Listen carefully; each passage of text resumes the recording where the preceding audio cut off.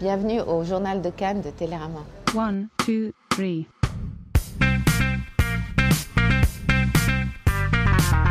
Bonjour à tous, bienvenue dans notre premier journal de Cannes en vidéo. Le film de jour, c'est The Dead Don't Die de Jim Jarmusch, qui est présenté en compétition. On aura une interview de Nadine Labaki, la présidente du jury Un Certain Regard. Pierre Lescure partagera avec nous un souvenir de son festival de Cannes 1979. Et on parlera enfin des apparitions souvent étonnantes d'Iggy Pop à l'écran.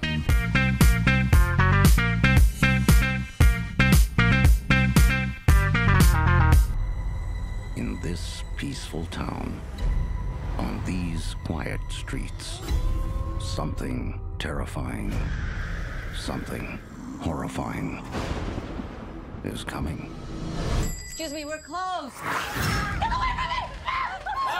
Jim Jarmusch fait son retour en compétition avec un film de zombies, une comédie comme il a l'habitude de les faire, c'est-à-dire à la fois drôle et un peu désespéré. Choisir comme film d'ouverture de ce festival de Cannes un film de zombies, c'est assez culotté, je trouve.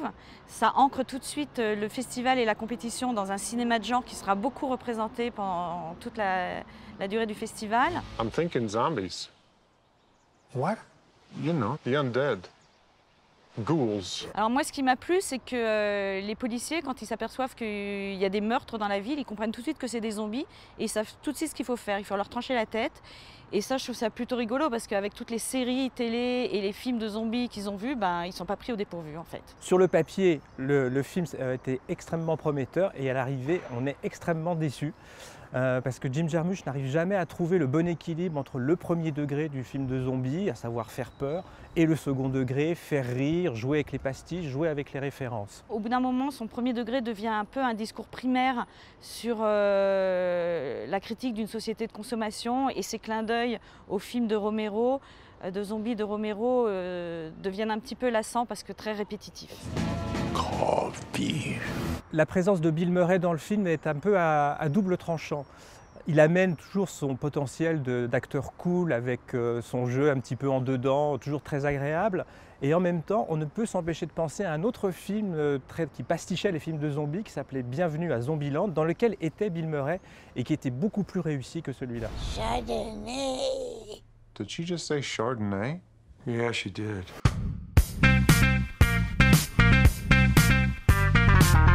On y va? Juger et être jugé, quelle est la place la plus confortable? Aucune. Je n'aime pas juger, je n'aime pas être jugée. Quand on est dans un jury, on a l'impression que les gens s'attendent à ce qu'on juge. Je n'aime pas du tout ce mot, je ne suis pas là pour juger. Non, je suis là pour vraiment rentrer dans l'univers d'un autre réalisateur et j'ai envie de l'aimer d'abord. Parce qu'un film peut être mauvais des fois, mais il peut y avoir une scène qui est incroyable et je l'aime le film. Je ne vois plus que ça. Je ne retiens que ça. 3 cinéastes qui vous aident à vivre. Il y a un cinéaste kurde qui s'appelle Bahman Gobadi, qui a fait un film qui s'appelle Turtles Can Fly. Je ne sais pas comment ça s'appelle en français, que j'ai vu il y a très longtemps, mais qui m'a vraiment complètement changé ma vision de mon métier, de pourquoi on fait des films, comment on fait des films, à quoi ça sert, quelle est la mission du cinéma. Il y a des réalisateurs comme Keshish,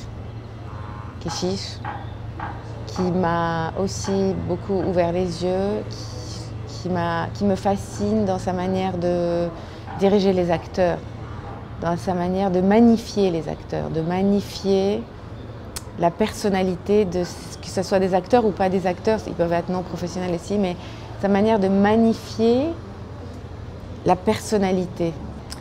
Peut-être Tarantino dans sa manière de travailler les dialogues et cette espèce de, je ne vais pas dire de cynisme parce que j'aime pas le mot, mais d'humour noir. You get 4 guys all fighting over who's going to be Mr. Black. But they don't know each other, so nobody wants to back down. No way. I pick. You're Mr. Pink. Be thankful you're not Mr. Yellow.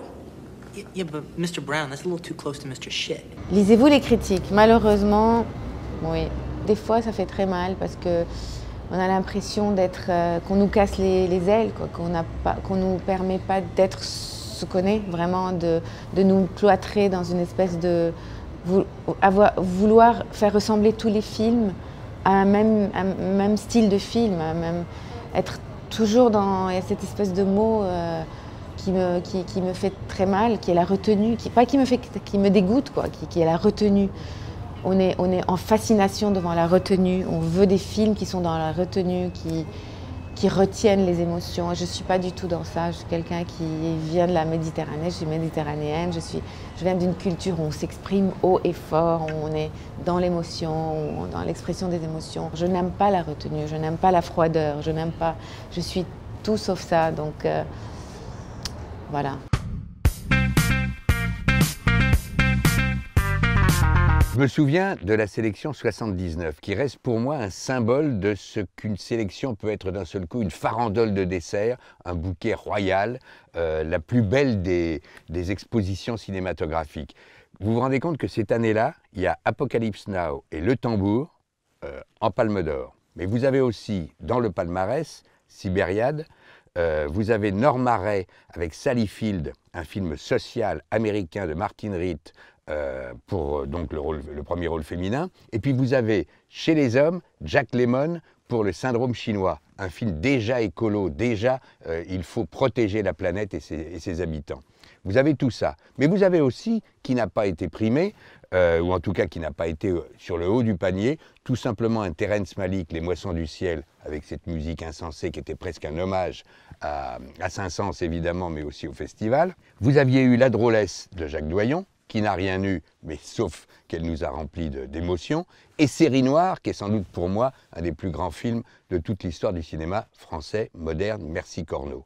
Bon, et puis on s'apprête à partir, moi j'étais là pour la radio, et puis le dernier jour, ou l'avant-dernier jour, je vais au Palais sur le conseil de Gilles Jacob, qui avait quand même réussi cette sélection de Coupe du Monde, et je sors de Manhattan.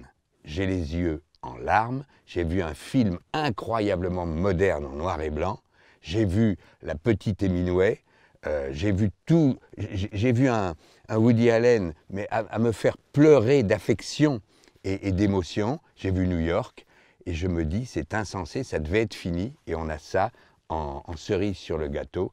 Cannes est magnifique. You are so self-righteous. I mean, we're just people. We're just human beings, you know? You think you're God. I gotta model myself after someone.